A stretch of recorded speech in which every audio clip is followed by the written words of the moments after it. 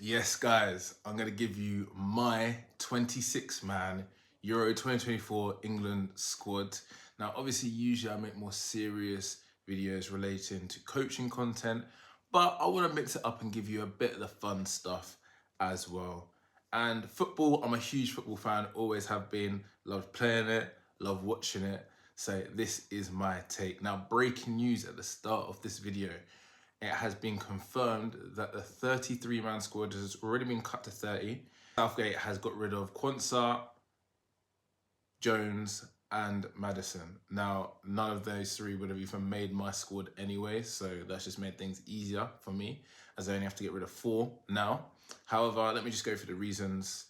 Maddison, at the start of the season, he would have been a shoot-in. Maybe even some people begging for him to start, maybe in the cam, and then pushing Bellingham a little bit further back.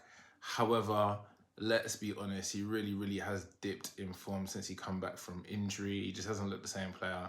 And I feel like to get the best out of Maddison, you only can really play him in the hole. And there's plenty of other players that can play that position better than him. Quansah, for me, he didn't really have a breakout season. Yeah, I get it. He's a young defender, but hasn't done enough. But who knows, next season there could be more positions up for grabs. I think Liverpool are getting rid of Matip. So there could be, some opportunity for him to start more games. So that'll be good, but not yet. And Jones, again, just doesn't start. Really was a big fan of him in the under-21s when they won the International Cup. I can't remember which one. Great performance, great under-21 team, and he looked good. But he hasn't done enough at club level to deserve a place. Right, now let's get down to the 30-man squad that we've left and go through each position and player and say whether they make the cut or not. Jordan Pickford, of course, never ever put a foot wrong for England, so that's a narrowed on starter. Aaron Ramsdale, arguably last season we may have been saying the best keeper that we have, but hasn't really played much, but I don't think we're stacked with huge amounts of strength in that position. And then Dean Henderson, yeah, he's been active. He's looked pretty good towards the end of the Crystal Palace reign. So more than happy to see him in there, ex-United player as well. James Trafford, of course, cut him. I get it. We want to build for the future, but hasn't done enough. And he actually was getting replaced towards the end of the season as well. Kieran Trippier, of course, he's got to start. Great second-hand choice as a right-back to Kyle Walker and can play left-back as well. John Stones, arguably best centre-back in the world. One of 10. Let's not go too far. Nothing more needs to be said on that. Jared Branthwaite.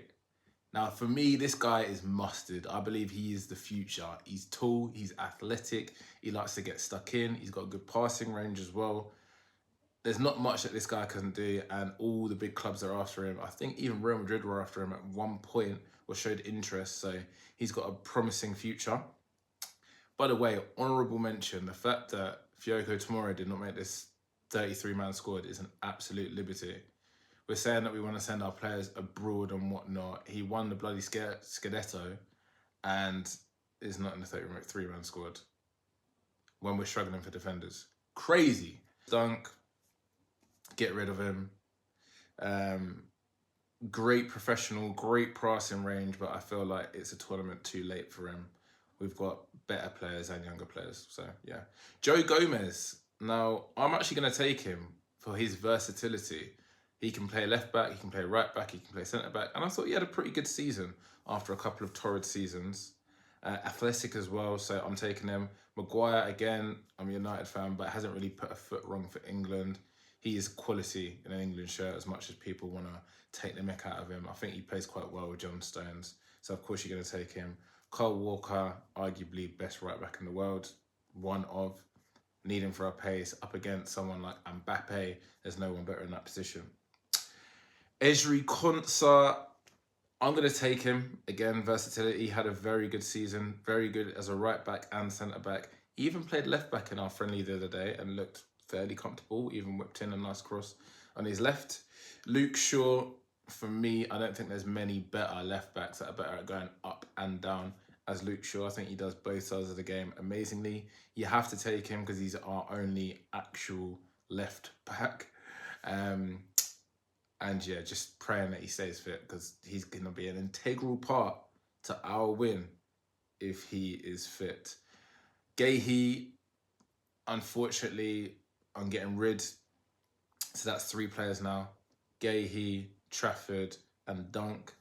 Gahey's good. He's a very, very solid defender, but I just don't think he's done enough to deserve being in this 26-man squad. He's solid, but I need to see a little bit more. Trent as a midfielder now. I'm not mad at seeing Trent start. Obviously, Trent's passing range is ridiculous and can slot in as a right back as well. In most teams, he would get in as a right back, but we just have Kyle Walker. So to see him in the central midfield position, I'd like to see that partner in a Rice. I like that. Conor Gallagher, I think he's very, very overrated. He is a dog, and I love a player that shows a lot of commitment. He shows a lot of heart. He runs all over the place, but I just don't think he's very, very good. He reminds me of that, like the James Milner and Henderson when they're in the England squad and they just pass it from side to side to the back. Hendo obviously got better with time, but yeah, obviously I'm going to take him because we're not blessed for players in the 8, but I don't think he's that great. I think he just needs to go away. Chelsea want to get rid of you. Go somewhere and prove it. I guess he was captain of Chelsea. I know, but I think he's a bit overrated.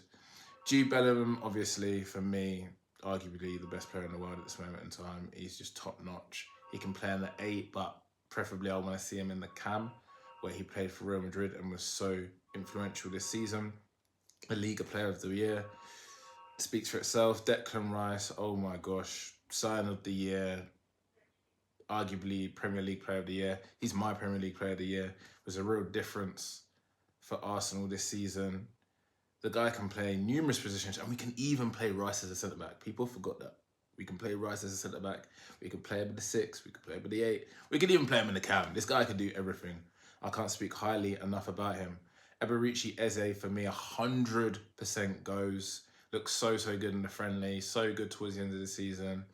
He's pretty much been Palace's main man towards the end of the Zaha Hoyer era. And then even with Elise, I don't think Elise's looked any better than Eze. Eze is just so good. The way he glides past players, he looks so comfortable in the England squad. For me, 100% goes. Now, this is an interesting one. Adam Wharton. For me, Adam Wharton goes. I really like this guy. This guy is quality. His passing range is ridiculous. He gets about in the midfield as well. For me, he's better than Conor Gallagher. I think this guy is top notch, and it's crazy me saying this after half a season of Premier League football. But even in the friendly over there, I was like, this geezer's good. Yeah, I'm a big fan. I reckon he may even, if a couple of injuries happen and we're not sure about Mainu in that role, or Gareth's not sure, not me. If Gareth's not sure about Mainu in that role, Trent looks a little bit out of place. Wharton could get a few games, you know. He could be a dark horse. Anyway, let's go through the list. Mainu, I mean, I can't speak highly enough about this guy. Incredible. This guy is 18, came into the squad at 17, was United's best player this season pretty much, along with Garnacho. Oh, this guy could do everything. He's strong, pass, he can take the game by the rough of its neck, move forward, he can score goals as well. His ability to create space. He looks so good. And he even man of the match performance in his first official start for England. If he is not our 8, I don't know what. I don't know who else is. If you're gonna play Jude in the 10, he is our 8. There's no way going around it. Him, Rice, Bellingham, just the way that they can all transition around those 3 positions in the midfield. Yeah, for me, he's a nailed-on starter if you want to play Bellingham in the 10. Jack Grealish, now I'm scratching my head on this one. I'm not too sure. I just feel like Pep's ruined him a little bit for England, for how we like to play. But he did look good in the friendly. It's hard not to take Jack Grealish, isn't it? So let's just put him on the subs bench at the moment. Jared Bowen, again, another person that I'm struggling with at this moment in time. He plays on the right. I think that would have been an argument because he can cut on his left, but quite a few players can play that now as well. So again, I'm not too sure. I'm putting him on the bench. Gordon, for me, he goes. He's one of our only forwards that can really run in behind the opposition. And he works hard. He tracks back well as well. So for me, I'm taking Gordon, Saka, Arsenal's main man, arguably. Probably second or third best player this season. But we look at Saka because he's been so good for such a long period of time. Him not being as good as Rice, let's say, this season, as he's not had the best season, but he's been ridiculous. His goals and assists have gone up. So for me, Saka, I'm nailed on starter. Foden, Premier League player this season. Look at the goals, look at the assists. He's gone up another level, which is so beautiful to see. He's at development. Again, there's not much that needs to be said. Harry Kane, top goal scorer in all of Europe's top 5 leagues. We don't really need to say anything else, do we? Ivan Toney, for me, Ivan Toney goes. I feel like I don't want to bet England's chances if something happens to Kane, which it could do, on Watkins. Watkins in the England shirt just does not look that great. Watkins is a weird one. Like, Watkins has had such a good season. By the way, I'm taking Watkins as well. Watkins has had such a good season, but he's just not that techie. Not that means anything. But I just don't trust him in an England shirt. Whereas Ivan Toney has just got that arrogance. He can pretty much do everything Kane does. Not as good, nowhere near as good, but he has a bit more athleticism as well. But he's strong, great hold-up play, brings other people in, very good finisher as well. Penalties is obviously a genius. So Toney goes and Watkins goes as well. Watkins mainly just because of the season that he's had. And from when he actually left Brentford, he's just got better and better and better. So Watkins goes as well, and obviously Cole Palmer, young player of the season for me. Star boy. Cole Palmer's just on another level. The way he destroyed United towards the end of the season. Yeah. Anyway, Cole Palmer. There's actually an argument now for Palmer to start over Saka, and I'm not mad. I'm not mad at it. Palmer, Foden, Bellingham, Kane. Oh, Declan Rice. That's a dirty midfield. Dirty midfield. Manu or Trent in the 8. It's naughty. And then you could even have Trent dropping off, Declan Rice transitioning forward. Oh, it's beautiful. Trent just flying in balls. Manu transition. Yeah, it's lovely. It's lovely. I'm gassed. So right, I've got one more person to drop, and it's Grealish or Bowen. And I'm dropping Bowen, man. Good season, solid season. I've had an argument for Bowen maybe if something happens to Kane starting up front. Nah, I don't really like him as a striker.